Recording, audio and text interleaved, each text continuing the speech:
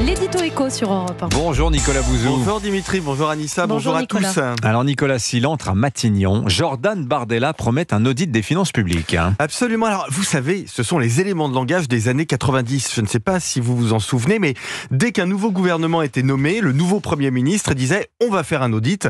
Et quand l'audit généralement confirmait le mauvais état des finances publiques, le nouveau Premier ministre disait quelque chose comme « en raison de ce que nous avons découvert et de la mauvaise gestion de nos prédécesseurs, nous allons devoir prendre des mesures impopulaires ». En clair, ne pas appliquer le programme de campagne et augmenter les impôts. Alors, écoutez, je vous propose ce matin de gagner du temps parce qu'il y a une grande différence entre aujourd'hui et les années 1990.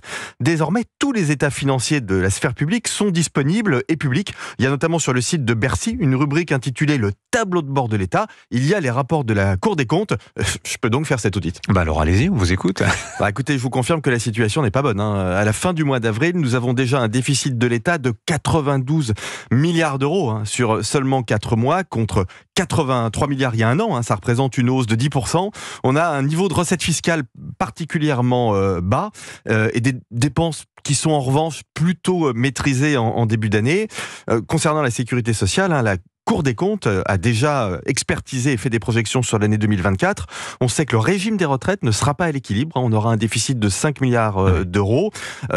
Parce que la réforme des retraites de l'année dernière était insuffisante, et on sait que le déficit de l'assurance maladie sera de l'ordre de 16 milliards. En bref, tous les voyants sont au rouge. C'est d'ailleurs la raison pour laquelle, vous venez de le rappeler, l'Union européenne vient de déclencher contre la France une procédure pour déficit excessif qui peut déboucher sur une amende. 6 autres pays européens, je le précise quand même, sont dans la même procédure. Ça veut dire que la question budgétaire, Nicolas, quel que soit le prochain gouvernement, elle sera primordiale. Mais absolument. Si vous avez bien compris le résultat de cet audit rapide, vous comprenez bien qu'on ne peut pas baisser la TVA sur un certain nombre de produits, notamment sur l'énergie, c'est dans le programme du Rassemblement national, ou remettre en cause la réforme des retraites de 2023, c'est aussi dans le programme du Rassemblement national, sans une augmentation des prélèvements obligatoires. C'est absolument impossible.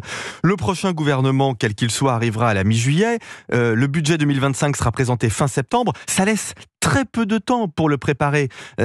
Puis si c'est le RN qui conduit le gouvernement, l'administration de Bercy ne fera pas d'excès de zèle pour l'aider. Je vais vous dire, les taux d'intérêt sont à 3%, la croissance à 1%. Le budget 2025 sera incroyablement difficile à construire.